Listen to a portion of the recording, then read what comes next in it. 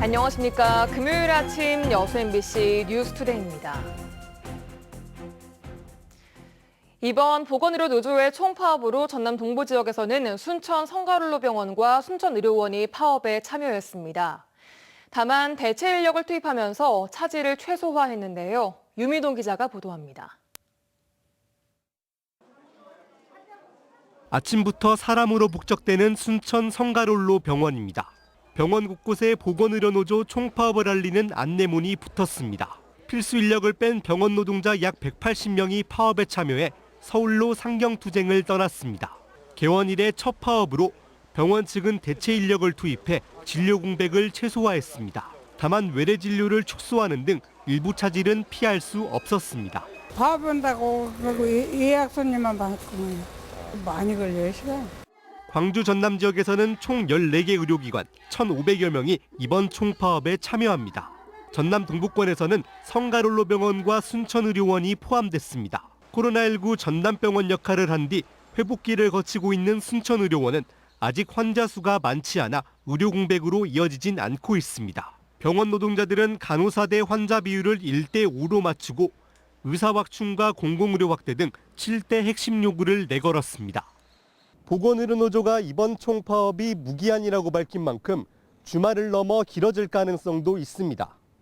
특히 임금과 인사 문제 등이 걸린 일부 사업장은 노조와 병원 측 대립이 첨예한 상황으로 알려져 파업 장기화로 의료 공백이 현실화할 수 있다는 우려입니다. 보건의료노조는 상경투쟁을 마치고 광주에서 다시 집결해 총파업을 이어갈 방침입니다. MBC 뉴스 유민호입니다. 저온과 침수 피해를 입은 전남 지역의 농가들에게 농작물 재해보험금 130억 원이 지급됐습니다. 전라남도는 22개 품목 3,228농가에 보험금을 지급했으며 품목별로는 양파가 61억 원으로 가장 많았고 지역별로는 무안 29억 원, 고흥 27억 원 순이었다고 밝혔습니다. 전남도에선 지난 4월 기온이 영하로 떨어져 과일과 양파가 생육 불량 피해를 입었고 5월 초에는 기록적인 집중호우로 마늘과 시설하우스 작물이 침수 피해를 입었습니다. 고온다습한 여름철을 맞아 수인성 식품 매개 감염병 발생이 늘면서 보건당국이 예방수칙을 지켜달라고 당부했습니다. 시군 보건소는 해당 감염병을 예방하기 위해 반드시 흐르는 물에 30초 이상 손을 씻고 음식은 익혀서 물은 끓여서 섭취할 것을 당부했습니다. 수인성 식품 매개 감염병은 병원성 미생물에 오염된 물이나 식품을 섭취했을 때 설사와 복통, 구토 등을 유발하는 병으로 여름철은 세균 번식이 쉬워지는 만큼 각별한 주의가 필요합니다. 택시기사가 여성 승객을 추행했다는 사건은 종종 보도되고 있습니다. 그런데 최근 거꾸로 심야 시간 택시기사들이 여성 손님으로부터 성희롱과 추행을 당했다는 제보가 잇따르고 있습니다. 강서영 기자가 취재했습니다. 지난달 25일 새벽 1시 한 택시 승용차 안. 64살 택시기사는 여수 학동의 한 번화가에서 이 여성 손님을 태웠습니다. 목적지인 웅천동에 가까워지자 손님은 갑자기 블랙박스를 꺼달라고 요청합니다. 자동이라. 심야 시간 젊은 여성 손님이 뒷좌석이 아닌 조수석에 탑승할 때부터 이상함을 느꼈다는 택시기사. 택시기사는 블랙박스를 꺼달라는 반복되는 여성의 요구를 거부하고 운전을 계속했습니다. 한 끝내면은 시골 떠야 돼. 이 안에서. 아니, 다 왔는데요, 뭐. 그런데 목적지에 도착하자 손님은 갑자기 자신의 몸을 만져달라고 말합니다. 안 되지. 택시기사가 재차 거부하자 손님은 기사의 팔을 잡고 자신의 허벅지 쪽으로 끌어당기기까지 합니다. 아니야, 싫어. 안 돼. 아니 경찰에 신고 이런 거 있어? 아니야. 그런 건 아는데. 몸을 만지라는 손님과 이를 거부하는 택시기사의 실랑이는 5분여간 더 이어졌고 아니 나 특별 아니라고 그냥 만들면 되라고. 그러면 안 되지. 제가 이렇게 하는데. 안 돼. 하지 마. 아저씨 팔 아파, 어깨 아파, 지금. 택시기사가 손님을 달래 택시에서 내보내고 나서야 상황이 끝났습니다. 어이구, 혼나. 당시 택시기사는 손님으로부터 희롱당했다는 생각에 불쾌함을 느꼈다고 말했습니다. 그러면서도 혹여나 거꾸로 손님으로부터 신고를 당하는 건 아닐까 노심초사하며 영상을 보관하고 있었다고 말합니다. 그 여자가 그렇게 몇 번을 뿌리쳐도 몇 번을 잡아당기는 걸 생각하면은 하여튼 뭔가를 바라고 그런 행동을 취한 것 같습니다. 또 다른 택시기사 역시 비슷한 인상착의를 한 여성 손님으로부터 5달 전 성추행을 당했다고 털어놨습니다. 그러면서 택시기사들이 여성 손님으로부터 성적인 요구를 받거나 희롱을 당하는 경우는 종종 발생하는 일이라고 말합니다. 손이 싹 들어오는 거예요, 허벅지로. 그럼 아가씨 오고 지금 무슨 짓거리냐. 블랙박스를 꺼줬으면 재미를 봤을 건데 그러더라고. 한 변호사는 해당 여성의 행위가 강제추행으로 보여질 여지가 있다고 설명하고 있습니다. 거부함에도 불구하고 손을 지나치게 이제 큰 힘을 사용해서 신체 부위를 접촉하게 했다면 여자분이 강제추행하는 범죄가 성립될 수 있습니다. MBC 뉴스 강서영입니다. 최근 이중근 부영그룹 회장이 고향인 순천에 1,400억 상당을 기부한 것 관련해 여수시의회가 비난의 목소리를 높였습니다. 여수시의회는 어제 성명서를 내고 이중근 회장은 특정 지역에 1,400억 현금을 지급하는 지인 챙기기에 앞서 여수시 부영아파트 민원부터 해결하고 기업의 사회적 책임을 다할 것을 촉구했습니다. 부영그룹이 여수에 지은 아파트는 17,000여 세대로 아파트 4곳 중에 한 곳이 부영아파트이며 최근 3년간 여수시에 접수된 부영아파트 민원만 천장 누수 등 수백 건에 달합니다. 공직선거법 위반 등 혐의로 기소된 박홍일 목포시장에게 법원이 무죄를 선고했습니다. 지난 5월 당선 무효 유도 재판에서 박 시장의 부인도 무죄 판결을 받으면서 박홍일 시장은 사법 리스크를 벗게 됐습니다. 이제는 시정에 더욱 매진해야 한다는 주문이 이어지고 있습니다. 김윤 기자가 보도합니다. 박홍률 목포시장을 짓누르던 사법 리스크가 1년여 만에 벗겨졌습니다.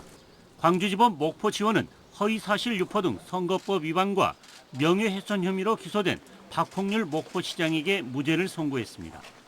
재판부는 TV 토론 등에서 박 시장의 발언이 특정 후보를 지칭한다고 보기 어렵고 선거 과정에서 마세도시 예산 등 일부 내용이 다소 과장됐다고 해서 허위 사실로 볼 수 없다며 무죄를 선고했습니다. 당선 무효 유도 혐의로 재판을 받던 박 시장의 부인도 지난 5월 무죄를 선고받는 등 잇따른 무죄 판결에 박 시장은 한껏 고무된 모습으로 선거 결과 승복을 강조했습니다. 다시는 선거 이후에 이렇게 고소 고발로 인해서 시정에 공백이 있는 또 국정에 공백이 있는 이런 일들이 벌어지지 않기를 희망합니다. 사법 리스크를 벗어났지만 박 시장에게는 산적한 현안이 남아 있습니다. 전직과 현직 시장 둘로 갈렸던 목포 민심을 통합해야 하고 연내 목포 신안 통합에도 가시적인 성과를 내야 합니다. 정부 발표가 미뤄지는 목포역 대개조 사업의 성공적인 추진과 사막도 호텔 컨벤션 시설 건립 여부도 신중하게 결정해야 합니다. 석 달 앞으로 다가온 전국체전의 성공적인 개최를 위해 숙박과 교통 문제를 시급히 해결해야 하고 시가지 정비도 서둘러야 합니다. 사법 리스크를 벗어나고 있는 박홍률 시장이 그동안의 시정 공백을 어떻게 메울지 주목됩니다. MBC 뉴스 김윤입니다. 나주 혁신도시에서 100채가량의 오피스텔 전세 사기가 우려되고 있습니다. 이미 지난달부터 이런 조짐이 보였고 하반기에도 큰 피해가 예상되고 있는데요. 나주시와 전남도에 컨트롤타워조차 없어 피해자끼리 모임을 만들어 정보를 공유하고 있는 실정입니다. 김초롱 기자의 보도입니다. 기업이나 기관 직원들이 사용하는 모바일 앱에 올라온 익명의 글입니다. 글쓴이는 자신이 나주 혁신도시 전세 사기의 피해자라며 임대인이 오피스텔을 많이 소유하고 있으니 피해가 없도록 확인해 볼 것을 당부합니다.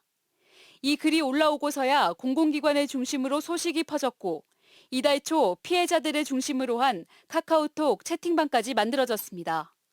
이 보증금을 언제 받을지도 모르겠고 어떻게 받아야 할지도 모르겠는데 이제 어떻게 하면 될지 서로 정보 같은 거 공유 좀 받고. 하지만 개인별로 계약 내용이나 재정 상황, 대응 방법이 다르다 보니 정보 공유에도 한계가 있습니다. 또 직장 생활을 하며 고소와 소송 등을 준비하기가 쉽지 않은 상황인 겁니다. 이렇다 보니 행정기관의 적극적인 대응이 절실한데 전남과 나주 차원의 대책은 미흡하다는 지적이 나옵니다. 6월 초 이미 전남도청에는 혁신도시 전세 사기와 관련한 신고가 접수됐고 대규모 피해가 예상됐지만 수도권과 같은 종합지원센터도 없고 컨트롤타워조차 마련되지 않았습니다. 전담 직원도 각각 2명에 불과합니다. 이런 상황에서 하반기에는 더 많은 피해자들이 나올 것으로 예상됩니다. 1차적으로는 이제 그분들이 이제 각자 지금 이렇게 대응을 하고 있다 보니 지금도 좀 심각한 상황인데요. 하반기 갈수록 이제 공공기관에 인사 이동이 있으면 더 발생할 거라고 예측이 되어집니다. 7월 중순이 다 되어서야 나주시는 법률 상담 등 지원 방안을 검토하고 있고 전남도 역시 자체 방안을 마련하고 있다고 밝혔습니다. 중앙정부 지원이 이루어지도록 들어가고 있으며 전세 피해자들 이사비 지원 등 다양한 방법을 자체 논의 중에 있습니다. 한편 전남경찰청은 오피스텔 100채가량을 소유한 임대인 이 씨를 사기 혐의 등으로 조사하는 한편 이번 사안에 공인중개사가 관련됐는지에 대한 수사를 염두하고 있다고 밝혔습니다. MBC 뉴스 김초롱입니다. 전남도가 그린수소 산업 기반 구축에 들어갔습니다.